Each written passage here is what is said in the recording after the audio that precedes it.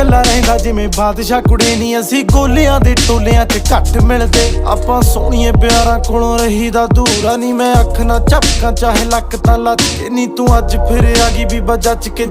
ਤੈਨੂੰ ਦੱਸਿਆ ਮੈਂ ਮੇਰੇ ਕੋਲੋਂ ਬਚ ਕੇ ਕਿੱਥੋਂ ਤੇਰੇ ਨਾਲ ਕਿੱਦੇ ਵਿੱਚ ਗੇੜਾ ਦੇਂਦੀ ਏ ਨੀ ਸਾਨੂੰ ਸਾਡੀਆਂ ਦਿਖਾਉਂਦੀਆਂ ਨੇ ਘੋੜੀਆਂ ਨੱਚ ਕੇ ਨੀ ਤੂੰ ਅੱਜ ਫਿਰ ਆ ਗਈ ਬੀਬਾ ਜੱਜ ਕੇ ਤੈਨੂੰ ਕਿੰਨੀ ਵਾਰੀ ਦੱਸਿਆ ਮੈਂ ਬਚ ਕੇ ਤੈਨੂੰ ਦੱਸਿਆ ਮੈਂ ਮੇਰੇ ਕੋਲੋਂ ਬਚ ਕੇ